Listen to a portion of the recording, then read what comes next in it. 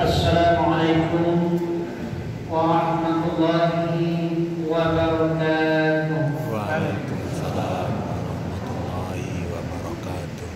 Alhamdulillahirabbil alamin alladzi anzala al-Qur'an hudan lin-nas wa bayyinatin minal huda wal furqan. Asyhadu an la ilaha illallah wahdahu la syarika lahu wa asyhadu anna Muhammadan abduhu wa rasuluh la nabiyya ba'd.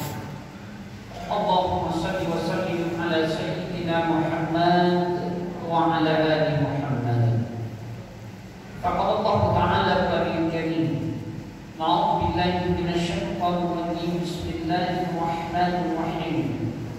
Ya ayyuhalladzina amanu qu anfusakum wa ahlikum nara. Wa qala ya bunayya la tusyrik billah inna syirka la zulmun adzim. Shadaqallahu. Bapak Ibu pengurus masjid yang sama-sama kita hormati, Bapak Ibu sidang jamaah Isya dan insyaallah tarawih malam ke-24 atau ada yang malam ke-23 Ramadan 1443 Hijriah yang dirahmati dan dimuliakan oleh Allah Subhanahu wa taala. Mengawali tausiah Ramadan kita pada malam hari ini, marilah sejenak sama-sama kembali terlebih dahulu kita selalu berusaha untuk memulai semua aktivitas kita dengan kembali bersyukur kepada Allah Subhanahu wa taala. Alhamdulillah. Sampai hari ini masih begitu banyak nikmat yang Allah berikan kepada kita. Mulai dari umur kita yang masih Allah panjangkan ketika ada orang seusia bahkan lebih muda dari kita telah dipanggil Allah.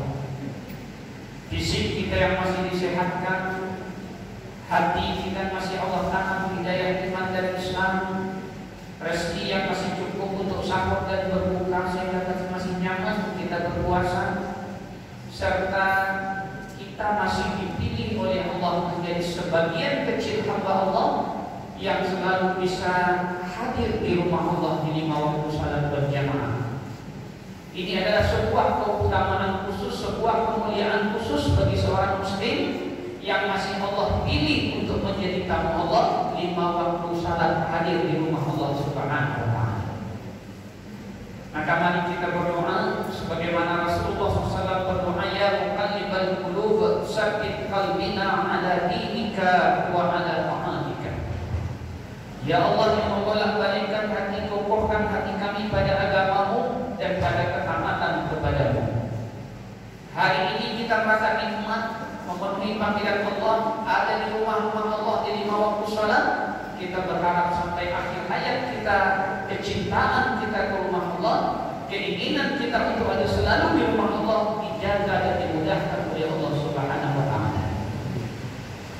Kemudian sebagai salam yang berupa Allahumma shalli ala Muhammad wa ala ali Muhammad.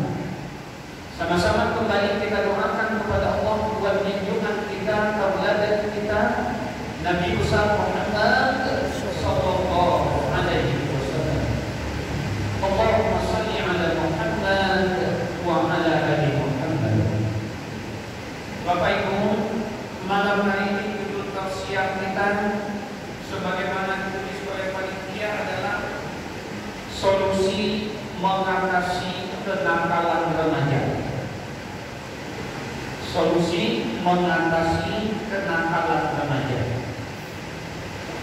Bapak Ibu yang dirahmati dan dimuliakan Allah, Islam adalah agama yang stabil dan mutakamil. Allah turunkan panduan hidup kita Al-Quran setelah kita memilih Islam, dan Allah turunkan Nabi dan Rasul yang mencontohkan bagaimana mengamalkan isi kandungan Al-Quran, yakni Rasulullah Sallallahu Alaihi Wasallam. Di dalam Al-Quran tidak hanya bicara masalah akidah ibadah, tapi Al-Quran juga bicara masalah akhlak, masalah muamalah, masalah ideologi, politik, ekonomi, sosial, budaya, pertahanan, keamanan, dakwah dan jihad.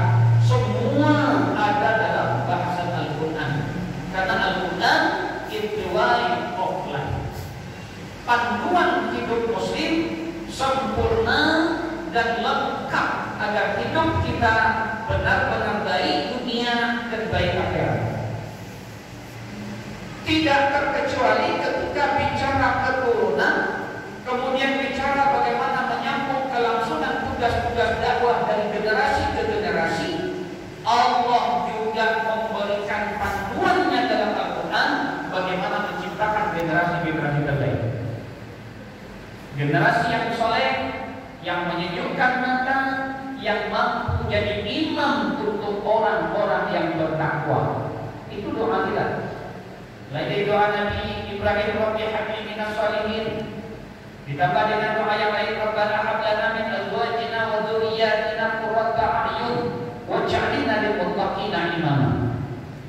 Itu semua sempurna, bahkan Allah turunkan figur khusus seorang ayah ideal dalam Islam yang bernama Luqmanul Hakim. Tidak saja Allah berikan Rasulullah sebagai contoh karena dia seorang nabi dan rasul, Allah juga berikan figur khusus bagaimana seorang ayah mendidik generasi terbaik, dari mana mulainya, bagaimana prosesnya, apa langkah-langkahnya, jelas semua di situ. Bahkan kita lihat, kita tadabburi firman Allah dalam surat Luqman ayat ke-13 sampai ayat ke-19. Bagaimana bahasa indah seorang ayah bicara kepada anaknya dengan kalimat ya bunayya. Apa yang diperintahkan pertama, diingatkan pertama, diajarkan pertama oleh seorang ayah kepada anaknya, la tusyrik billah. Yang kedua apa? Pengawasan Allah. Yang ketiga apa? Salat. Aqimis salat. Yang berikutnya apa? Wa'mur bil ma'ruf wa nahy 'anil munkar. Kerjakan yang ma'ruf dan cegah orang dari yang munkar. Berikutnya apa? Jangan sombong ketika berjalan. Jangan tinggikan kepalamu, jangan tinggikan suaramu. Berikutnya apa? Bersabar dalam menebarkan kebaikan. Lengkap tahapan-tahapannya. Tapi Bapak Ibu yang dirahmati dan dimuliakan Allah, sebelum kita bahas bagaimana mengatasinya, saya ingin mengajak Bapak Ibu semua untuk bermuhasabah. Kenapa? Karena di Minangkabau ada pepatah, tidak mungkin adu asok kok indah adu hati. Kama jatuh yang lagi cucuran tok kok indah kata limpahan. Buah tidak pernah jatuh jauh dari batang. Itu pepatah semua. Dari pembelajaran luar biasa bagi Islam. Cocok insya Allah untuk dijadikan sebagai bahan muhasabah. Apa benar sekarang remaja kita nakal? Kalau dia nakal, apa benar hanya istilahnya ada kenakalan remaja? Bapak Ibu, saya semenjak tahun 93 sudah jadi penggerak dakwah remaja di Sumatera Barat. Perintis memulai pesantren liburan sekolah di Sumatera Barat itu di kami. Tahun 93 kita mulai. Bahkan yang membuat panduan pesantren kilat pertama di Sumatera Barat itu saya didampingi. Tahun 95 telah kita buat. 98 kita dirikan lembaga pertama yang memperhatikan remaja di Sumatera Barat, namanya LPPM, Lembaga Pembinaan Pelajar Muslim Sumatera Barat. Sampai sekarang masih ada lembaga ini. Ketika ada seminar tentang kenakalan remaja tahun 2001, dihadiri oleh kepala sekolah, dihadiri oleh praktisi LSM, dihadiri oleh Kapolda, dihadiri oleh MUI, dihadiri oleh tokoh-tokoh lainnya, muncul istilah kenakalan remaja. Setelah sesi diskusi dimulai, saya angkat tangan. Saya angkat tangan, kemudian minta izin kepada moderator. Kalau hari ini kita munculkan sebuah istilah seolah-olah kita sepakat remaja kita nakal, ada kenakalan remaja, tolong sebelum itu munculkan Islam fiburnya. Diminta moderator apa yang Bapak maksud? Kalau remaja kita buat istilah ada kenakalan, berarti remaja itu hasil dari produk apa yang dia lihat. Hasil dari produk apa yang dia dengar. Hasil dari produk apa yang dia dapat dari lingkungannya. Maka kalau kita sepakat menyebut remaja nakal, berarti ada orang tua yang nakal, ada pendidik yang nakal, ada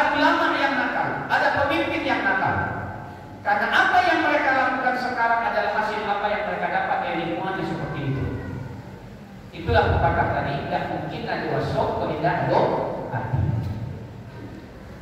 Kalau Bapak Ibu tidak sepakat menerima istilah itu, tolong jangan munculkan istilah tindakan remaja, karena sekali lagi mereka adalah hasil, mereka adalah output dari apa yang mereka dapat dari lingkungannya. Apa contoh sederhana orang tua yang nakal, Bapak Ibu? Hampir semua orang tua tidak ingin anaknya merokok, betul kan? Tapi dia melarang anaknya merokok saat sedang merokok. Kan dia merokok dengan sementara dia sedang. Atau baru saja anaknya pulang sekolah, sudah makan, ayah minta tolong membagikan rokok ke anak kakaknya. Tapi anak bilang, apa yang tidak ada? Di sekolah dibuat spanduk area bebas rokok, tapi murid melihat guru di ruangan kantor merokok. Apakah itu tidak apa-apa? Mereka jelang tawuran, tapi mereka menyaksikan di TV, di media, di internet, anggota DPR tawuran di gedung itu. Mereka tidak lihat. Nah, bagaimana bisa kita? Mereka disuruh salat ke masjid, tapi ibunya suruh tidak salat ke masjid. Bagaimana tidak? Coba cek ibu bagi, yang tengah ibu orang tua lagi menjaga anak, yang tengah boleh anak boleh, tidak semua kalian. Anak bisa disuruh jaga dulu. Jelas ibu anak dari ibunya kunci bagi anak, masa ibu harus keluar dari rumah. Bagaimana itu bisa menjadi anak pendidikan? Maka hari ini Bapak Ibu, untuk mencari solusinya kita harus mencari akar masalahnya. Karena tidak mungkin kita timpakan masalah yang muncul ke remaja yang notabene dia adalah hasil dari apa yang dia dapat dalam sebuah proses. Maka oleh karena itu Bapak Ibu, kalau kita ingin melihat ini sebuah permasalahan, dalam Islam ada dua penyebab munculnya kenakalan remaja. Penyebab pertama adalah kegagalan proses pendidikan yang mereka dapat. Maka kalau bicara pendidikan, yang bertanggung jawab pertama tentu adalah ayah dan ibunya di rumah. Karena ibu dalam Islam disebut al-madrasatul ummah. Guru sebelum guru di sekolah adalah orang tua. Dan yang bertanggung jawab penuh bukan guru TPA di masjid, bukan guru agama di sekolah, tapi yang ditanya pertama nanti adalah orang tuanya. Anfusakum wa ahlikum. Yang kedua, remaja kita nakal memang diproduk, didesain, direncanakan, ditarget oleh Yahudi dan Nasrani menghancurkan generasi muda Islam. Jadi dua sisinya memang sekarang jadi PR besar kita Bapak Ibu. Kegagalan orang tua mendidik anaknya menjadi anak-anak yang saleh sesuai harapan Tuhannya. Kemudian yang kedua, rencana dan desain strategisnya Yahudi dan Nasrani untuk menghancurkan Islam dengan menghancurkan remajanya. Maka tunggulah beberapa tahun ke depan Islam akan hancur. Itulah skenario pasca perang salib yang direncanakan oleh Raja Louis II setelah kekalahan berturut-turut di bawah kepemimpinan Sultan Salahuddin Al-Ayyubi. Kalian ke depan kalau menghancurkan orang Islam tidak perlu perangi mereka dengan senjata. Mereka kalau diperangi dengan senjata, mereka dengan takbir siap syahid, karena bagi mereka kita peluang besar masuk surga. Tapi ke depan memerangi orang Islam cukup. Jadi waktu itu Bapak Ibu dalam sebuah sejarah, pimpinan salib itu melemparkan topinya ke tengah ruangan rapat. Mereka duduk melingkar di tingkat. Siapa yang bisa mengambil topi saya yang di tengah ini tanpa bergerak dari tempat duduk ini? Maka kata semua pimpinan-pimpinan hadir, tidak bisa kami. Lebih baik suruh kami kembali kepada perang, kita berperang lagi lawan Islam. Akhirnya nyerah semua, ahli strategi, ahli perang, ahli senjata, semua itu nyerah. Tidak mungkin ambil topi kalau tidak bergerak ke tengah. Maka beliau dengan enteng saja menggulung ujung tikar yang ada di depannya. Topi itu ditikar, jadi ketika ujung tikar digulung, lama-lama tentu topi itu makin lama makin dekat, digulung pejabat, lalu dia bilang inilah Islam. Ke depan kalau mau menghancurkan Islam, nggak usah perangi dengan senjata, tapi rangkul Islam itu, ambil isi kepalanya, bawa sesuai dengan keinginan kita. Maka tidak perlu lagi kita menggunakan senjata melarang mereka salat ke masjid, insya Allah masjid akan kosong. Tidak perlu kita dengan senjata memaksa mereka melepas jilbab, insya Allah dengan sadar dan bangga mereka buka aurat.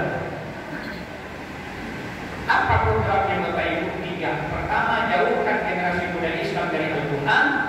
Yang kedua, tanamkan budaya buka aurat sebagai simbol kemajuan.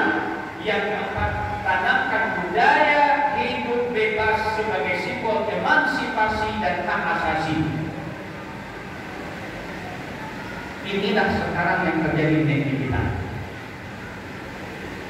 Bahkan sampai-sampai kalau ada orang berzina, laki-laki dan perempuan, kalau gadis dan bujang tidak bisa dihukum dan itu tidak dianggap zina, karena dia suka sama suka. Itu bakalan. Di sisi lain, banyak orang tua yang gagal menjadi orang tua yang Islami. Makanya kalau Islamnya pendidikannya hari ini Bapak Ibu, banyak calon orang tua yang siap jadi orang tua biologis, tapi tidak siap jadi orang tua agamis. Siap secara fisik menangkapi, tapi tidak siap memberikan nilai-nilai kebaikan, menjaga fitrah anak sampai kembali kepada Allah dengan baik. Ini PR kita Bapak. Maka bagaimana mengatasi masalah ini agar tidak berlarut? Apa solusinya menurut Islam? Bagaimana menurut Rasulullah mengembalikan jahiliyah ke dalam Islam? Paling tidak dari semua referensi Al-Quran, hadis Rasulullah tentang parenting, pendidikan orang tua dan anak dan segala macam, ada beberapa hal yang perlu kita kembalikan ke konsep dasarnya. Pertama, memulai dari memilih calon pasangan sebagai ayah dan sebagai ibu. Karena Rasulullah memulainya dari situ, Pak. Carikanlah calon pasangan untuk menantu, pasangan bagi anak kita dengan 4 kriteria kata Rasulullah. Pertama, boleh lihat cantik atau gantengnya. Yang kedua, boleh lihat bagaimana keturunannya, darah merah, darah hitam atau darah birunya. Yang ketiga, boleh lihat bagaimana ekonominya. Tapi yang keempat, agamanya. Walaupun yang keempat itu, tapi penekanan hadis itu adalah poin 4. Karena di ujung hadis ada kalimat fasbar bizatiddin, utamakan agamanya. Rancang iyo, darah biru iyo, golongan bunyu miliarder muda iyo, agamanya rancang waktu itu. Tapi kalau hanya sekedar kerja di mana maka rajo, barang gajinya, lebar sunnah tindakan, katakan itu. Tidak dikaji oleh semayang kalau menantunya. Gape minat gawe itu dibangga-banggaan tuh. Di mana rajo dia sih ngomong, tapi sebenarnya enggak.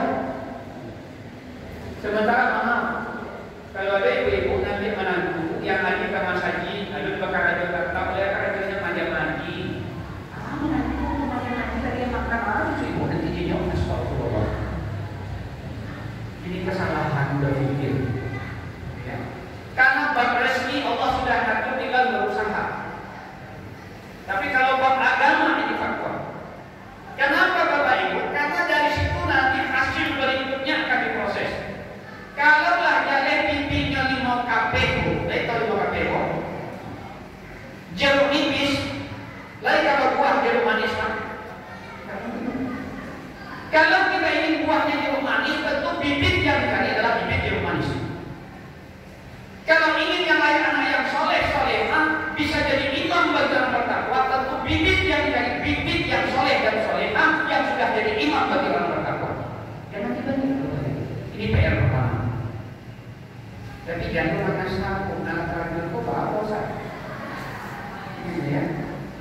lakukanlah peningkatan kapasitas ayah, kapasitas ibu sesuai syariat Islam.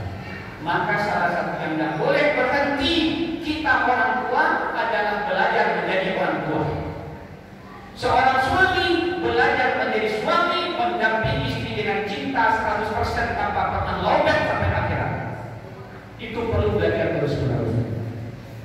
Kalau tidak belajar Bapak Ibu, kita akan jadi orang tua yang ketinggalan zaman. Kita akan jadi orang tua yang ditinggalkan oleh anak-anak kita. Kita generasi apa? Dia generasi 4.0. Apa contoh orang tua yang ketinggalan? Kalau masih mendidik anak juga dengan cara kita dididik dulu. Itu contoh yang ketinggalan kan? Kalau dulu orang tua mendidik anaknya, jadi mengejek, menego Bapak Ibu. Kalau ketinggalan lalu. Kami dulu. Ya dari keterangan ya. Kami dulu. Wajar anak-anak muda keluar malam kenapa listrik tidak ada, jalan tidak beraspal, godaan nonton ke mall juga tidak ada, sehingga rumah malam menembakkan lampu dan gelap semuanya di rumah, tidak ada tantangan. Nah kalau zaman muda itu contoh lo gini mendidik anak awak, tidak mudah. Betul. Ya, jadi PR pertama mulailah dari memilih calon pasangan. Yang kedua, menciptakan sebaik dimulai dari proses yang baik. Kalau ingin hasilnya baik, maka prosesnya juga harus baik. Kalau ingin hasilnya taat ke agama, maka prosesnya juga harus taat dengan agama. Jangan sampai prosesnya tak taat mengharapkan hasil yang taat. Prosesnya salah mengharapkan hasil yang benar. Itu tidak mungkin. Sudah benar saja prosesnya, belum tentu hasilnya juga ujungnya benar karena tantangan semakin berat. Apalagi kalau prosesnya tidak benar. Selain mungkin kira-kira ibu mencuci mau kena putih, tapi dia mencucinya dia baginakan. Walaupun di bawah rinso saya terbaru 1,5 kilo saya biaya, tapi dia mencucinya badan akunya dan aku berubah. Bagaimana mungkin kita mengharapkan anak kita rajin ke masjid kalau orang tuanya memulai rumah tangga tidak di masjid? Kalau orang tuanya memulai rumah tangga tidak sholat. Saya sudah puluhan tahun aktif di parenting. Terakhir kemarin kita masih memberikan parenting untuk anak-anak masuk CABG di SMA 2 Gunung Kalam untuk orang tuanya semua. Dengan istri bupati di Pesel kemarin untuk PKK saya Pesel. Yang saya tanya sederhana saja, ketika orang tua mengeluh, saya adalah caranya menyuruh anak ini kamu lagi banyak banyak baru kita kurang ini kamu jadi. Ini saja kata TPA kamu saja. Itu dah sekolah. Nah katanya kamu saja. Ketika ditanya bu, boleh tak aku bertanya? Aku masa dulu ibu ketika beralih kita ada salatnya. Bu jawabnya kira-kira bu. Iyo Pak Ustaz. Bapak tinggal. Iyo bapak nak tinggal Pak Ustaz. Yang sepuluh setiap kata pasang tabak badak. Tabak itu langsung yang lain. Nah mohon supaya kan dia nama dia kayak Ustaz. Bapak boleh jalan. Saat itu jadi nak daruh ni. Ustaz supaya aku bawa cek aku itu daruh. Bapak Ibu pertanyaannya adakah hadis membolehkan hanya gara-gara yang meninggal Ustaz? Hanya gara-gara dia ke rumah baku tinggal setelah bagaimana mungkin hasilnya rajin ke masjid kalau rumah tangganya tak dimulai di masjid, kalau rumah tangganya tak boleh dengan salat di waktu, padahal katanya bersyukur dapat pasangan, dirayakan dengan istilah walimah atau beralih. Tapi tidak salah. Apalagi kadang-kadang pestanya penuh maksiat, disediakan meja judi, disediakan minuman 2 hari 2 malam, pengantin tak salat, yang panitia juga tak salat, bahkan ada maksiat di segala pesta lain. Bagaimana pesta itu akan diberkahi oleh Allah SWT? Bagaimana mungkin hasil dari rumah itu anak-anak yang soleh kalau proses awalnya sudah tidak sesuai dengan syariat? Ini muhasabah buat kita Bapak Ibu. Yang ketiga, kalau memang diberikan keturunan, berikan hak keturunan itu yang sesuai dengan konsep Islam. Pertama, maaf, memulai mendapatkan keturunan saja, banyak. banyak sekarang pasangan baru yang tak tahu doa berhubungan.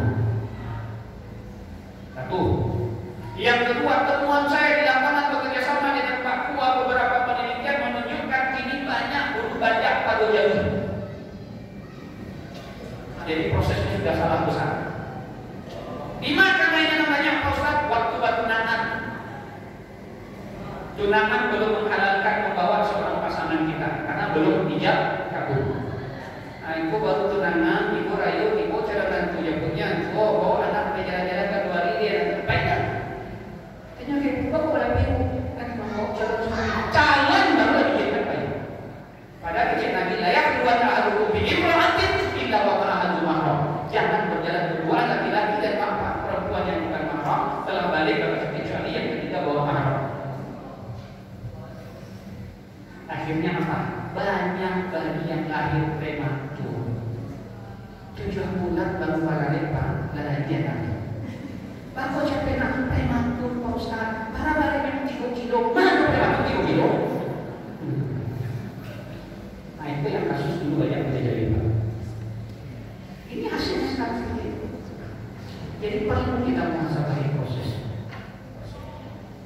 Yang kedua, berikan hak anak ketika dia lahir apa? Azankan dan iqamatkan, tanamkan nilai akidah pertama lewat suara ayahnya yang sah. Maka tolong bagi bapak ibu yang sekarang istrinya sedang hamil, kalau masih ada pengantin muda segala macam, tolong cuti sama istri mau melahirkan. Jangan biarkan itu boleh membantu adalah berkuat. Karena bertanggung jawab menunggunya adalah suaminya. Karena ada kewajiban ayah ketika anaknya lahir. Dan itu pun maaf bapak ibu, hadisnya banyak salah aplikasi kita. Apa yang salah? Sering dipisah. Kalau lahir anaknya laki-laki ajarkan di kanannya, perempuan kamatkan di kirinya. Itu hadisnya salah. Yang benar hadisnya itu yang tidak dirubah oleh Yahudi teksnya adalah bila lahir anakmu laki-laki atau perempuan, azankan di telinga kanannya, kamatkan telinga kirinya, sehingga keluar rekamannya adalah kalimat Allah. Jangan dipisah oleh Yahudi, dirubah sedikit seperti ayat ini berkaitan dengan lahir laki-laki azankan di kanannya, perempuan kamatkan di kirinya, dia satu telinga milik mereka. Kalau di kanan siang diazankan di kiri apa masuk lagu puji-puji tayi milik mereka. Kalau lain perempuan dikamatkan saja di kiri kanan, apa yang masuk? Tidak dari kalimat Allah. Padahal harusnya kedua kalimat pertama itu yang didengarnya adalah kalimat tauhid, dan yang menyampaikan kalimat itu adalah ayahnya. Makanya seorang ayah wajib menunggu kalau perlu ikut ke ruangan bersalin biar melihat bagaimana perjuangan istri melahirkan seorang anak yang dididik lagi lahirnya, sehingga bertambah sayang kepada istri dan bertambah cinta dan hormat kepada ibu ketika melihat beratnya melahirkan. Itu ajaran Islam. Itu ajaran Islam. Dia nama terasa. Kemudian berikan dia nama yang baik yang dianjurkan oleh Rasulullah. Kalau orang Islam nama Mince. Siapa nama Mince siapa? Apa kita tentang? Kata Rasulullah, anak laki-laki itu kalau lahir anakmu laki-laki, berikan dia nama Ahmad atau Muhammad. Itu ajaran Rasulullah, salah satunya pada laki-laki. Atau berikan dia nama Asmaul Husna yang diawali dengan kalimat Abdu. Abdullah, Abdul Rahim, Abdul Razak, Abdul Malik, Abdul Ghafur dan seterusnya. Abdu. Jangan diberikan namanya nama barat, artis terkenal, nama Korea. Padahal kita berharapnya nanti kebukaan, tapi namanya Korea. Berarti kita tidak berikan hak anak yang terbaik. Berikan dia. Kemudian apa?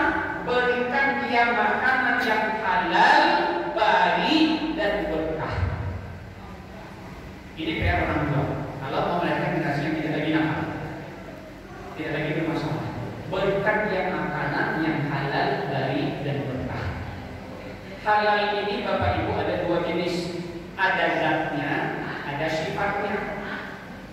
Bisa jadi zatnya halal tapi sifatnya tidak halal. Kenapa? Uang yang dibawa pulang, uang yang abu-abu. Apa contoh uang abu-abu? Uang tip. Kita mengurus sesuatu ke kantornya, aduh Pak, belangko anakku habis.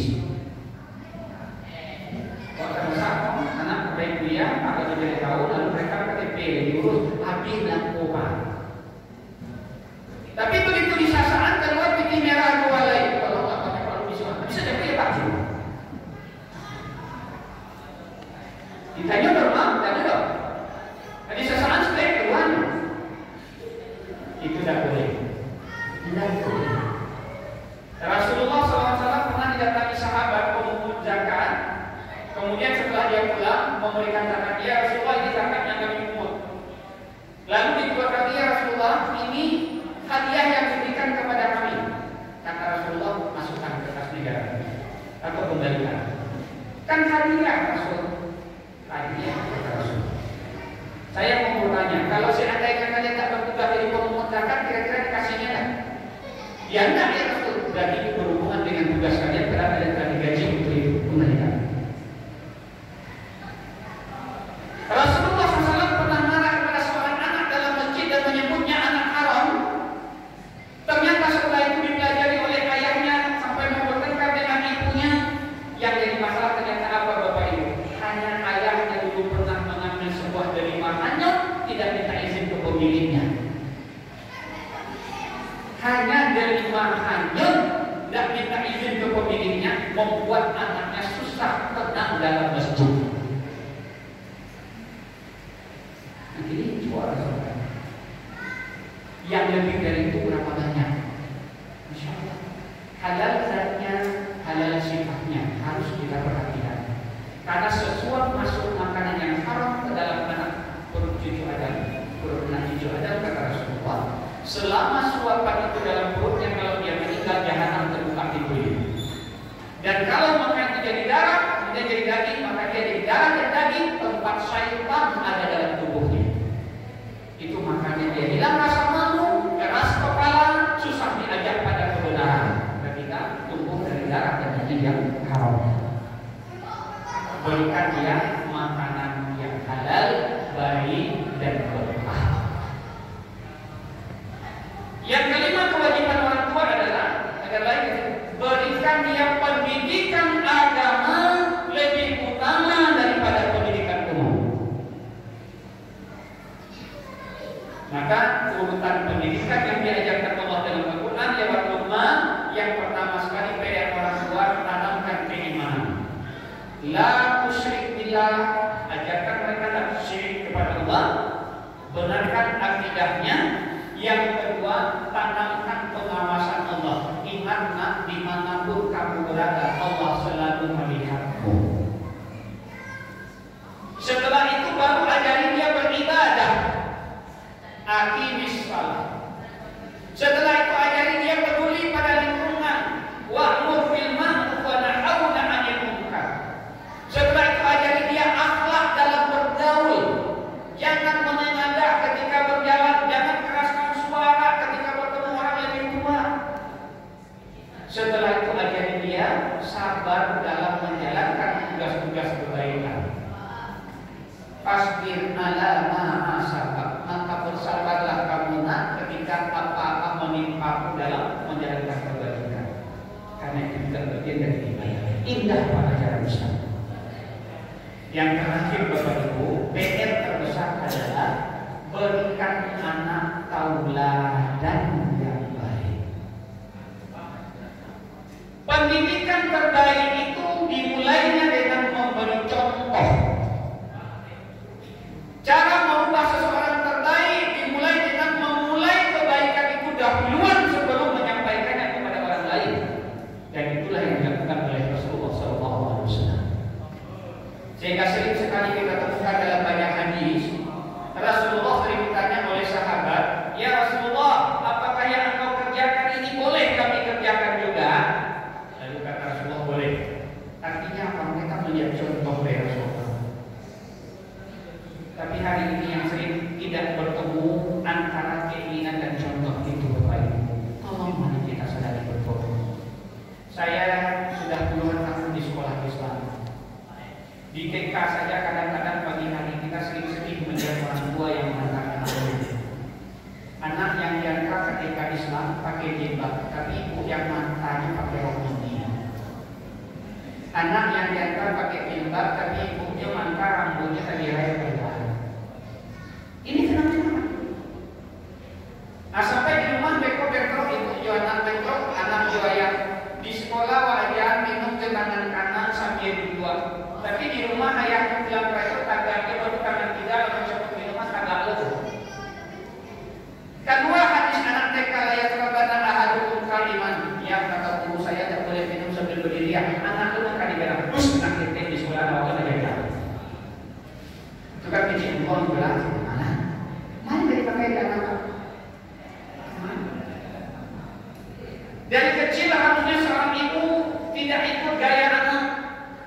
Misalnya bagian makan, bapak bawa jalan bagian makan anak aku. Ya kalau di rumah tak mau makan bosan. Ya siapa bilang tak mau? Mungkin karena kita yang memilih. Oh bagian makan sambil jalan.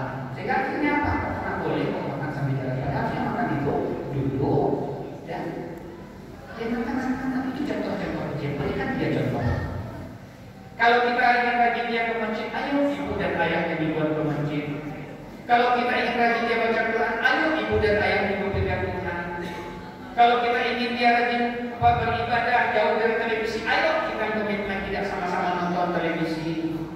Berikan anak kita contoh. Ketika mendidik dengan contoh, orang tua memberi contoh, guru di sekolah memberi contoh, para pemimpin memberi contoh, para ulama memberi contoh, insya Allah. Yang terakhir, Bapak Ibu, doakan mereka dengan doa yang baik sekalipun sedang marah. Nanti ucapkan kata yang baik, doakan doa yang baik sekalipun sedang marah. Jangan sampai bilang bahkan anak pandai, anak boleh nakal nyomadan, nakal betul. Nah sampai kadang-kadang orang tua jual anaknya, yang pindahan anaknya kayak tadi. Anak siapa upaya kan aja aku ini, yang anak mana ada. Nah kedua level anak kalian.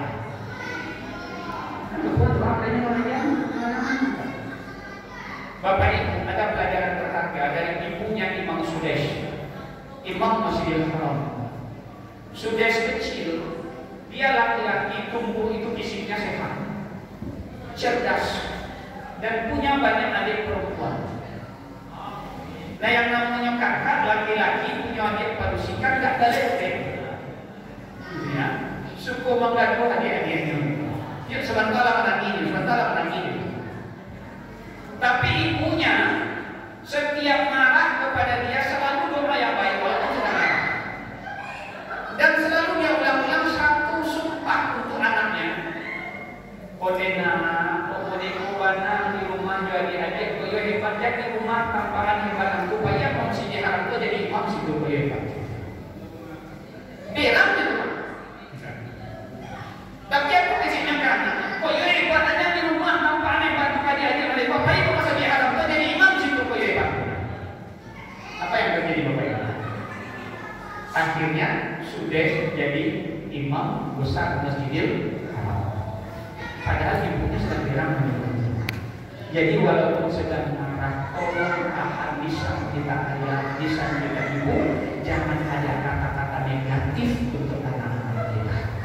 Insya Allah kalau semua hak yang kita berikan, kemudian kita doakan dia dengan doa yang kudus, karena doa orang tua nggak ada jaraknya dengan Allah.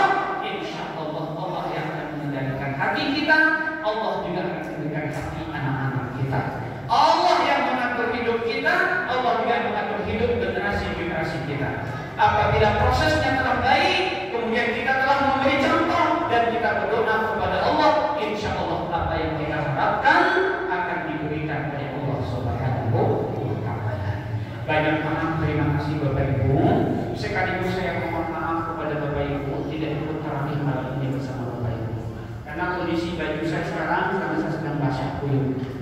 Tadi berangkat dari Filipina habis maghrib hujan lebat, pakai mantel rupanya masih merembes, jadi nggak nyaman salat